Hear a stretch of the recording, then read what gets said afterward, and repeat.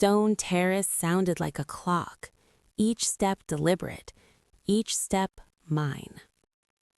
The weeks that followed were predictable in some ways, surprising in others. Margot's husband had been running an unauthorized event business out of the East Barn, private tastings, none of it disclosed. Hazel issued a formal notice. Margot responded with a lengthy grievance about family loyalty that I read once and filed. Roland had been taking unreported wine cases for years under a courtesy arrangement that existed nowhere in writing. I had the inventory audited. The number was significant. I didn't pursue it legally. I simply had his access revoked and arranged a donation of equivalent value to a local agricultural school. He called it petty. I considered that a fair trade. Vivian came to see me in person. She arrived without warning, which told me everything about how she still understood the power dynamics. She sat across from me in what had been her own sitting room and composed her face into something approximating humility. "Nadia," she said, "I think we can help each other." I opened the folder on the desk in front of me. Inside were written accounts from 4 former estate employees, a housekeeper, 2 kitchen staff, a former personal assistant. Each described a pattern of demeaning treatment. When I acquired the estate, I had reached out to each of them. I had offered formal apologies, reference letters, and compensation. 3 accepted. 1 asked only to be remembered. I slid the folder across the desk. "I settled these when I took ownership," I said. "That was my choice, and I don't intend to revisit it. But I want you to understand what I know and what I chose to do with it." She left without finishing her tea. I didn't feel triumphant. I felt something closer to tired, the good kind, the kind that comes after you finally put down something heavy. Preston and I talked eventually, long, honest conversations of the type we should have had years earlier. There were tears, long silences, a night on the dock watching the moon over the lake when I realized with no drama at all that I had already let go, that some part of me had been saying goodbye for years and simply hadn't said it out loud yet. He moved out in September, respectfully, sadly, no bitterness, just the particular grief of 2 people who cared about each other but had not been able to see each other clearly enough to stay. In the spring, we broke ground on the new additions, a wellness retreat center named for my mother, 4 sustainable guest cabins, a restored greenhouse with solar roofing, and a community garden built where the old tennis court had been. The seasonal workers who had been at Larkspur Ridge for years, the ones whose names no one at family dinners had bothered to learn, received formal contracts, health benefits, and a seat on the new estate advisory committee. When I told them, a viticulturist named Eduardo, who had been pruning these vines for 22 years, stood very still for a moment and then said, "Thank you for asking." That was when I cried, not when I signed the deed, not when I stood at the head of the table, not when Vivian left the room. I cried when Eduardo thanked me for asking, because I understood exactly what it meant to be the person who was never asked. There is a morning I return to often in my mind. I'm standing at the edge of the vineyard just after sunrise. The vines are still carrying morning mist.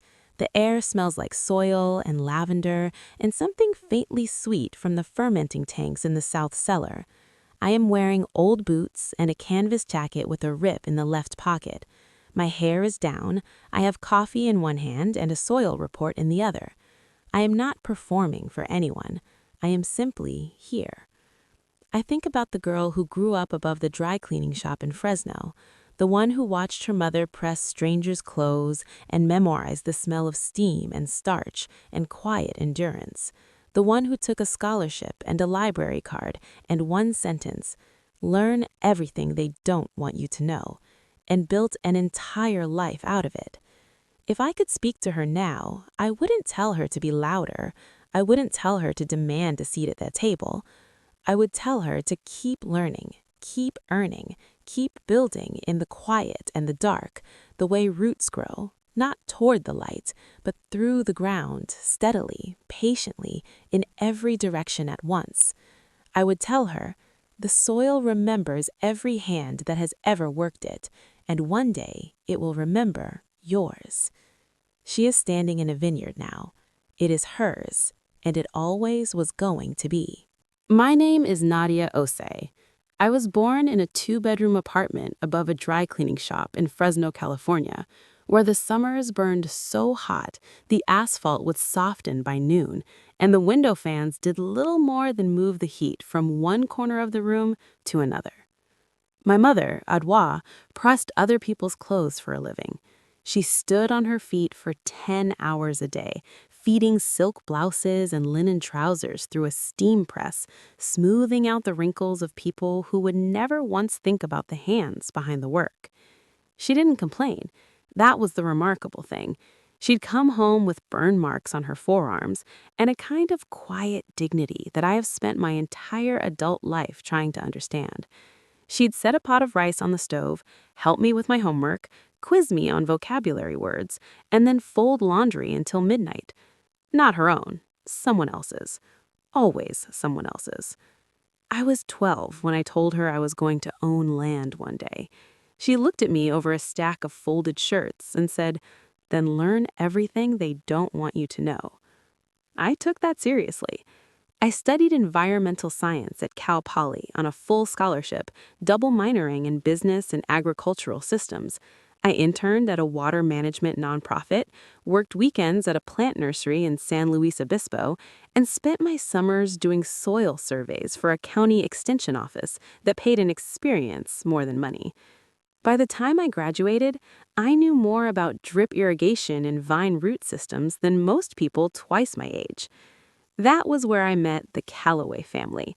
Specifically, I met Preston Calloway III, who would later become my husband and whose family owned, among other things, a sprawling wine estate in Sonoma County called Larkspur Ridge. 4 generations, cathedral ceilings in the tasting room, a private lake, a cellar with bottles older than most people's grandparents. The kind of place where the gravel was raked daily and the lavender was trimmed to a precise height, as if wildness itself had been quietly negotiated out of the landscape. I didn't know any of that when I met Preston. He was simply a man who laughed easily and asked questions like he actually wanted the answers. He had his grandmother's copy of Steinbeck in his jacket pocket and mud on his hiking boots. And when I told him I'd spent the summer knee-deep in clay soil mapping water tables, he said, "That's the most interesting thing I've heard all week." I should have known that was its own kind of warning. Preston's mother, Vivian, had the kind of effortless grace that takes decades and significant wealth to cultivate. She wore white linen in July without a single visible concern about staining it.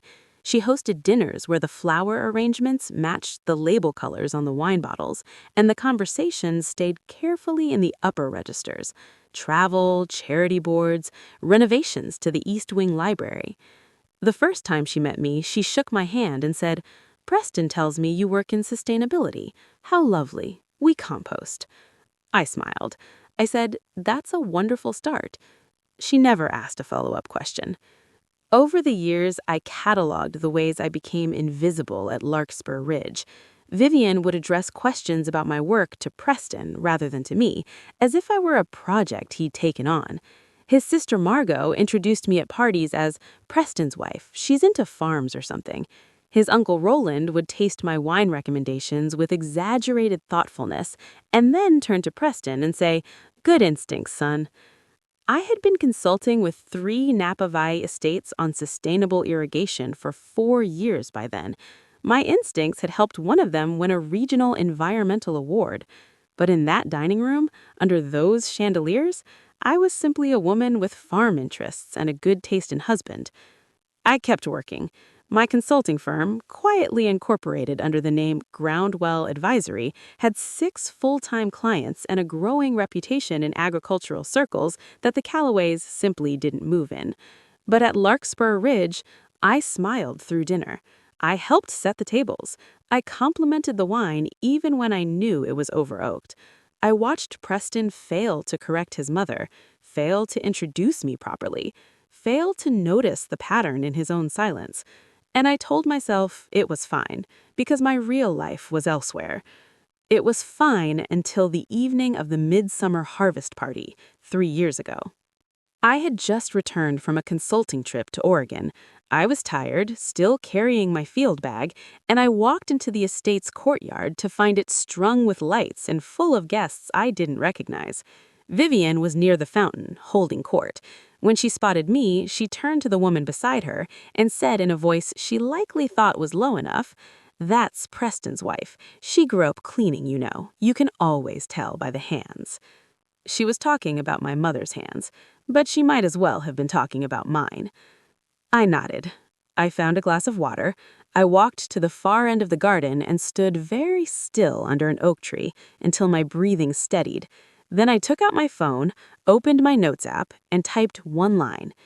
"Don't ask for a place at their table. Buy the land under the table legs." I want you to understand that what came next was not about anger. Anger is quick and loud, and it burns itself out. What I felt was something slower, a kind of settling, like soil after a long rain, when everything shifts and compresses and the ground becomes firmer than it was before. I had resources, not inherited ones, earned ones, years of consulting fees, stock options from an early-stage agritech startup that had quietly done very well, and a discipline around money that came from watching my mother calculate every purchase twice. I began with a small vineyard outside of Healdsburg, 12 acres, undervalued, tired, and sitting on top of soil that I recognized immediately as exceptional. I bought it through a holding company I registered quietly under the name Ironwood Land Partners. Within 18 months, the yield quality jumped 2 grades. I didn't tell Preston, not because I was hiding. I was simply waiting for him to ask. He never did. Ironwood grew. A second property, then a third. My team was lean, Bia in logistics, Felix in agricultural analysis, and Hazel, a property attorney, who reviewed every contract with a precision that made opposing counsel nervous. I met with seasonal vineyard workers during their breaks. I asked what broke down, what got ignored, what management had never bothered to fix. I listened. And then I heard about Larkspur Ridge. It came through Hazel first, a whisper in the private listings network. The Calloway family had quietly over-leveraged the property through years of expansion, then absorbed a massive loss when their tasting room renovation ran nearly double over budget. They also lost a water-groundwater rights dispute, the one Vivian had dismissing as a minor inconvenience at dinner tables for years. The fine was not minor. The remediation cost was worse. They needed to sell. They didn't want anyone to know. My team submitted an offer through a subsidiary called Cedar Bluff Holdings, a name that meant nothing to anyone outside my inner circle. We closed escrow on a Tuesday morning while Preston was teaching a seminar on the Marshall Plan. The contract included a legacy access clause, 4 seasonal events annually for 5 years. I kept that clause deliberately. I wanted them to come back exactly as they always had, unhurried, unsuspecting, full of the quiet certainty that this place still belonged to them. I wanted that certainty to be the last thing they carried through the gate. The following summer, I packed the same worn leather bag I always brought to Larkspur Ridge. I arrived Friday evening, just as the light went gold over the vines. Margot with her new haircut and practiced laugh, Roland with his biodynamic wine theory, Vivian in ivory linen moving through the estate like she still owned every molecule of it. My new estate manager, Suki, met my eyes briefly from across the courtyard and gave the smallest nod. Everything was ready. I set the tables that evening, I folded napkins, I carried wine cases from the cellar. Everything I had always done, and no one thought anything of it, because they never had. At dinner, Roland complained the wine allocation had changed. Margot grumbled about new signage near the lake. Vivian sighed about the new ownership's renovation plans. Preston said, "I'm sure whoever it is knows what they're doing." I took a sip of water, said nothing. After dessert, Suki tapped her glass. The table quieted. Before the evening wraps, the estate's principal owner would like to say a few words. I set down my napkin, pushed back my chair, stood. The silence was immediate. It had texture, thick, confused, disbelieving. Margot's fork hung in midair. Roland's glass paused halfway to his lips. Vivian's expression did something complicated and then went very, very still. Preston looked at me the way you look at someone you thought you knew. I walked to the head of the table, not Vivian's chair, the one near the window, the one I had never been invited to sit in. I didn't sit. I just stood there and let them look at me. Thank you for coming. My voice was steady as riverbed stone. This estate is in good hands. It will be better maintained, more equitably operated, and more deeply connected to the land than it has been in a long time. Pause. Your legacy access agreement remains in place. You are welcome here, as guests. I let the word land. Just like everyone else. Vivian's hand caught the edge of her wineglass. A pale ribbon of Chardonnay spread slowly across the tablecloth, reaching toward the candles, going nowhere. I handed the microphone back to Suki and walked away, my heels on the